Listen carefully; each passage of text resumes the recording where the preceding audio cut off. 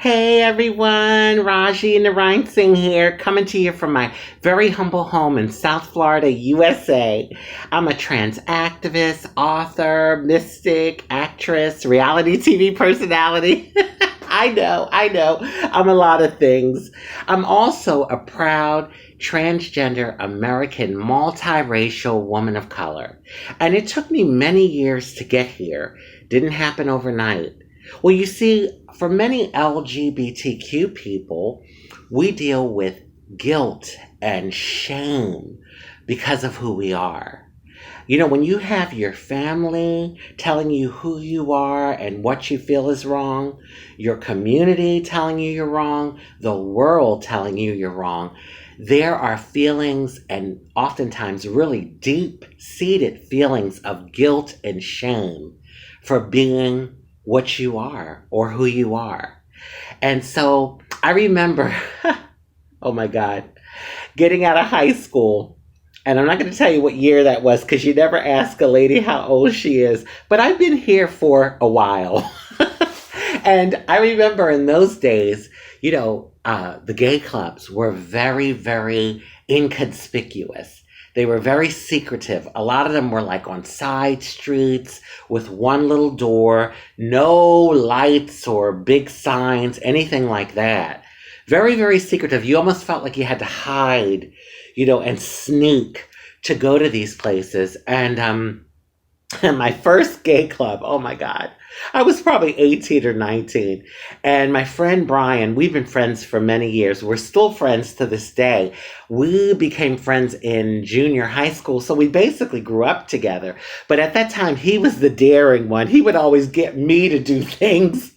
And he was like, you got to go to this club. He went to this club. He's like, oh my God, it's so fun, much fun. And oh, you got to come. So I was so scared. Oh my God. But curious, and he kept bugging me to go. So finally I gave in, I relented. And the club wasn't far from where he lived. Actually, he lived it with his mom at the time, and it was actually Broad and Olney. And for those of you who don't know, Broad and Olney is in Philadelphia, and it's a very busy avenue with a lot of shops and restaurants. It's a subway stop there. There's a lot of different buses from all different neighborhoods in Philly, and so it's busy. It's a busy area, and so it's bustling with people. And for some reason, this club, which for the time was pretty odd because, like I said, most of the clubs were like on side streets. This club was on the main strip, Broad Street. And oh my God, it was called the Swan Club, y'all. And so it was between a pizza place, which was always busy. And then I think next to it was, on the other side, I should say, was like an electronical store or something. I can't remember for sure, but a store. So anyway, I go over to his house. It's a Friday night. And we're walking because, like I said, it wasn't far from his house. So we're going through this shortcut through a park, and he's like walking, fast and ready to get there. And I am like, oh my God, I'm behind him, dragging my feet because I'm so scared. I'm just so nervous. And at one point he turns to me, he's like, bitch, will you come on? And I'm asking him all these questions, because when you're nervous about going someplace, you're asking questions like, well, so how is it when you walk in? And like, what kind of people are there? And he's like, will you shut up? You're going to see when you get there. And believe me, you're going to have a good time. So anyway, we get to Broad Street and we're walking to the club. And who do I run into? Oh my God. A friend of mine is in the pizza place. She was a few years younger than me, and her parents and my parents were friends at the time. So I'm like, oh dear Lord, oh dear Lord. Now is she going to see me going in this place and then tell her parents, and her parents are going to tell my parents? And my heart was racing, and she saw me and she came over and she's talking, and I'm like, yeah, talking, but my mind is racing, my heart is racing, and I'm like, will you please leave? Because I got to get in this club. So anyway, she finally leaves with her friends, and me and Brian, we make a run for the door. So we open the door. It's real dark. There's steps going down. It was like a basement club. So there were steps that you went down. But, when you open the door, so this one little area where there's a platform before you start to go down the stairs, and a little window to the side with a lady collecting the money. So as we're walking down the stairs, and they're dark, oh my God, my heart is racing, and I'm like, oh my God, oh my God, oh my God. So nervous. So we get to the bottom of the stairs and open the doors, and when I tell you, it was like lights, camera, actions, honey. I mean, the neon lights that were flashing and people dancing and real festive and everyone having a good time. And I'm like a deer in headlights. I'm just looking around like, oh my God. Like, and I'm seeing men dancing with men and women dancing with women. And I'm like, wow, oh my God, finally a place where I can feel comfortable, be myself and be together with other people like me. Oh, it was amazing.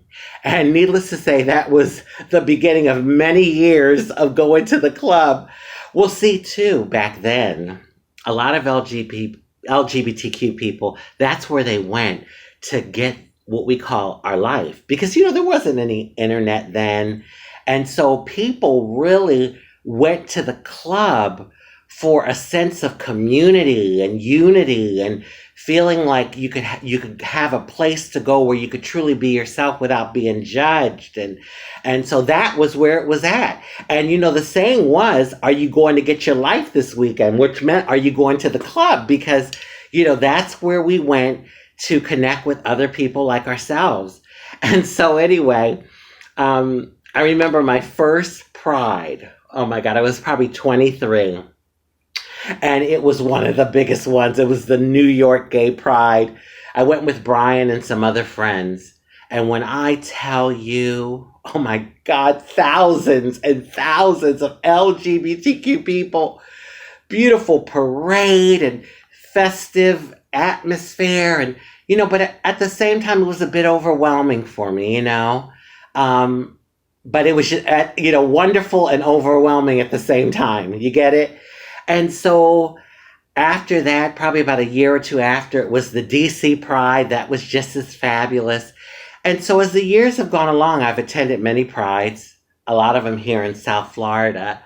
And in recent years, I've been honored to be a part of a few prides. Last year, I had the great honor of being on the Pride Center at Equality Park in Wilton Manor's float. I was at the top of the float, and it was just such a great honor. And I just, very wonderful time and wonderful moment for me.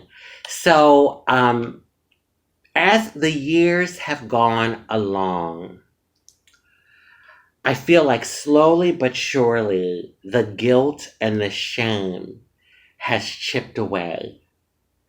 It didn't happen overnight, like I was saying. And a lot of things have to do with that. Me working on myself, going for therapy, getting the medical care that I needed, my spirituality, also the many years of activism, because there is great power in standing up and doing activism and doing something about something that you don't like, especially an injustice. There's power in that. And so as the years have gone along with my activism, I felt that that's also helped. I feel that that's helped a great deal. And hey, we LGBTQ people here in America have certainly come a long way. I mean, we have a long way to go, but we've come a long way. And my God, I almost have to pinch myself because I can't believe I live to see these better days for transgender people here in America. I mean, the last few years, we've seen some great momentum with the transgender civil rights movement. I mean, it's been phenomenal. So this month, the Supreme Court here in our country passed workplace protection for LGBTQ people. That's big. That's really big. So like I said, we've come a long way, but not getting blindsided by the fact that we still have a long way to go. And as we move forward towards true equality and equity for our people, we must remember our LGBTQ family around the world, and especially the ones that haven't seen the progression with their civil rights movement. And a lot of them live day to day in such fear. And it's a matter of life and death. I mean, they literally can be arrested and put in jail for being who they are. And so we must remember them and stand in solidarity with them. You know, I think about the journey of my life and all that I've been through. All that I've been through. I've been through great injustice and discrimination. I've been brutally beaten up.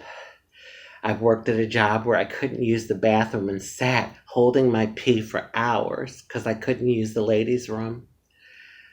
So many different things that I've been through.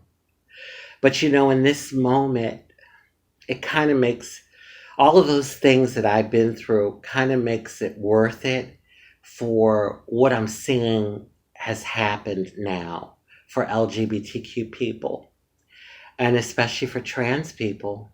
I mean, for so long we were, like, for lack of a better phrase, the bottom of the totem pole. We were pushed aside, and so it just touches my heart, because when I see young LGBTQ people, and especially young trans people, coming out and not having to struggle and go through what many of us older trans people have gone through, it really does make it worth it. Because isn't that what it's all about? Making it better for the generations to come.